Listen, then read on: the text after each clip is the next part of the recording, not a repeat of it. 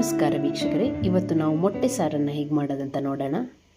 ಇದಕ್ಕೆ ಮಸಾಲ ಮಾಡಲು ಬೇಕಾಗುವ ಸಾಮಗ್ರಿಗಳು: 6 ರಿಂದ 7 ಒಣಮೆಣಸಿನಕಾಯಿ, 1 ಬಟ್ಟಲು ತುರಿದ ತೆಂಗಿನಕಾಯಿ, 1 ಈರುಳ್ಳಿ, 1 ಚಮಚ ಕೊತ್ತಂಬರಿ ಬೀಜ, 5 ಬೆಳ್ಳುಳ್ಳಿ ಎಸಳು, ಹುಣಸೆಹಣ್ಣು 1 ಗೋಲಿ ಆಕಾರದಷ್ಟು, ಅರ್ಧ ಚಮಚ ಜೀರಿಗೆ, ಸ್ವಲ್ಪ ಅರಶಿನ ಹಾಗೂ ಅರ್ಧ ಚಮಚ ಕಾಳು ಮೆಣಸು. ಹಾಗೆ ಇಲ್ಲಿ ನಾನು ತಗೊಂಡಿರುವಂಥ ಹುಣಸೆ ಹಣ್ಣನ್ನು ನೀರಿನಲ್ಲಿ ನೆನೆಸಿಟ್ಕೊಂಡಿದ್ದೀನಿ. ಮೊದಲು ಮಸಾಲೆನ ತಯಾರು ಮಾಡೋಣ. ಅದಕ್ಕೆ ಒಂದು ಬಾಣಲೆಗೆ ಸ್ವಲ್ಪ ಎಣ್ಣೆ ಹಾಕಿ ಬಿಸಿ ಮಾಡಿ, ಎಣ್ಣೆ ಬಿಸಿಯಾದ ಮೇಲೆ ಕೆಂಪು ಮೆಣಸಿನಕಾಯಿ, ಕೊತ್ತಂಬರಿ ಬೀಜ, ಜೀರಿಗೆ, ಕರಿಮೆಣಸು ಹಾಗೆ ಈರುಳ್ಳಿ ಹಾಕಿ ಚೆನ್ನಾಗಿ ಹುರಿಯಿರಿ.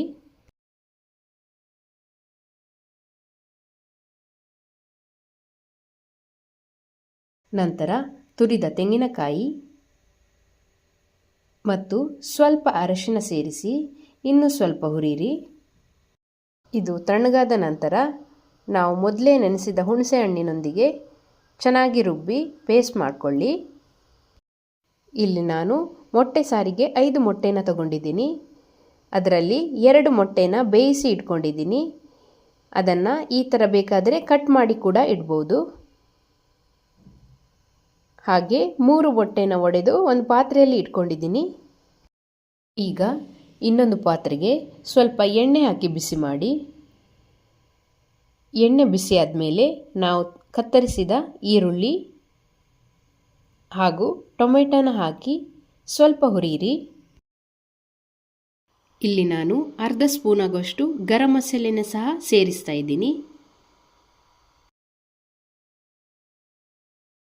ಈಗ ನಾವು ಒಡೆದಿರುವ 3 ಮೊಟ್ಟೆನ ಆ್ಯಡ್ ಮಾಡಿ ಮೊಟ್ಟೆನ ಬುರ್ಜಿ ಆಗುವವರೆಗೆ ಕಲಸಿ ಬೇಯಿಸ್ಕೊಳ್ಳಿ. ಈಗ ಮಿಕ್ಸಿಯಲ್ಲಿ ರುಬ್ಬಿದ ಮಸಾಲೆ ಪೇಸ್ಟನ್ನು ಆ್ಯಡ್ ಮಾಡೋಣ. ಇದಕ್ಕೆ ನೀವು ನಿಮಗೆ ಅಗತ್ಯವಿದ್ದಷ್ಟು ನೀರನ್ನು ಹಾಕಿ ಕುದಿಲಿಕ್ಕೆ ಬಿಡಿ. ಹಾಗೆ ಇಲ್ಲಿ ನಾನು 1 ಸ್ಪೂನ್ ಆಗುವಷ್ಟು ಉಪ್ಪನ್ನು ಸಹ ಆ್ಯಡ್ ಮಾಡ್ತಾ ಇದ್ದೀನಿ. ಈಗ ಬೇಯಿಸಿದ 2 ಮೊಟ್ಟೆಗಳನ್ನು ಸೇರಿಸಿ ಒಂದು 5 ರಿಂದ 10 ನಿಮಿಷಗಳ ಕಾಲ ಚೆನ್ನಾಗಿ ಕುದಿಯಲು ಬಿಡಿ. ಈ ಸಾರಿಗೆ ಕೊನೆಯದಾಗಿ ಒಂದು ಒಗ್ಗರಣೆನ ಹಾಕೋಣ. ಅದಕ್ಕೆ ಒಂದು ಒಗ್ಗರಣೆ ಪ್ಯಾನ್ಗೆ ಸ್ವಲ್ಪ ಎಣ್ಣೆ ಹಾಕಿ ಬಿಸಿ ಮಾಡಿ, ಎಣ್ಣೆ ಬಿಸಿಯಾದ ಮೇಲೆ 5 ರಿಂದ 6 ಎಸಳು ಬೆಳ್ಳುಳ್ಳಿನ ಹಾಕಿ, ಈ ಬೆಳ್ಳುಳ್ಳಿ ಗೋಲ್ಡನ್ ಬಣ್ಣ ಬರೋವರೆಗೆ ಚೆನ್ನಾಗಿ ಫ್ರೈ ಮಾಡಿ. ಈಗ ಈ ಒಗ್ಗರಣೆಯನ್ನು ಕುದೀತಿರುವ ಸಾರಿಗೆ ಸೇರಿಸಿ.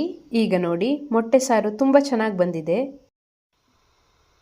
ಈ ಬಿಸಿ ಬಿಸಿ ಮೊಟ್ಟೆ ಸಾರು ಅನ್ನದ ಜೊತೆ ತಿನ್ನಲಿಕ್ಕೆ ತುಂಬ ಚೆನ್ನಾಗಿರುತ್ತೆ.